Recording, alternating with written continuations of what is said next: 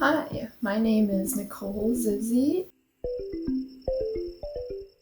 I'm a student at Northeastern University where I am getting my master's degree in architecture, and I am also still dancing.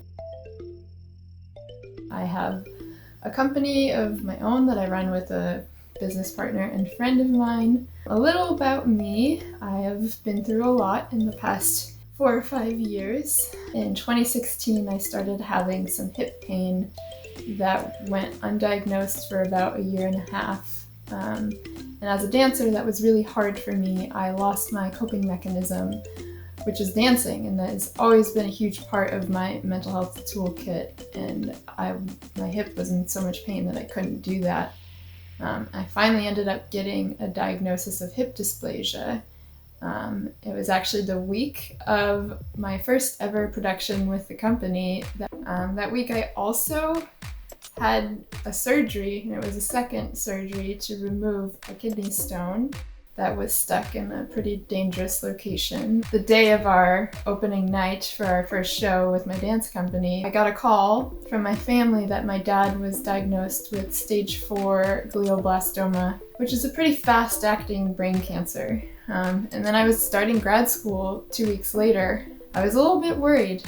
I did end up taking a leave of absence. Unfortunately, passed away in February of 2019, so I've been dealing with a lot of grief. For anyone out there who is having a hard time mentally and they are in a higher education program, I'm here to say that you can get through it, you can take a leave, and it is totally doable and totally okay, and sometimes you just need to do that. Since then, I have been growing my dance company, and I've kind of gotten into the realm of mental health advocacy through dance. And I also just want to say, this is something that I just found out this week.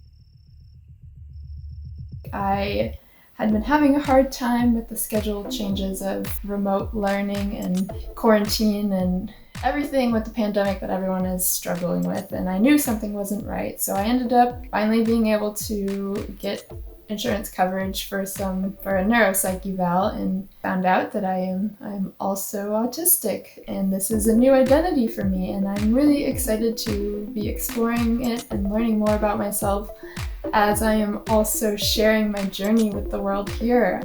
We need to hear more stories like this because autistic women are 4 times less likely to get diagnosed than men, just because of the way our healthcare system has been founded on the research of white male patients. So I'm really excited to hopefully share my story and help others who might be in a similar place as me.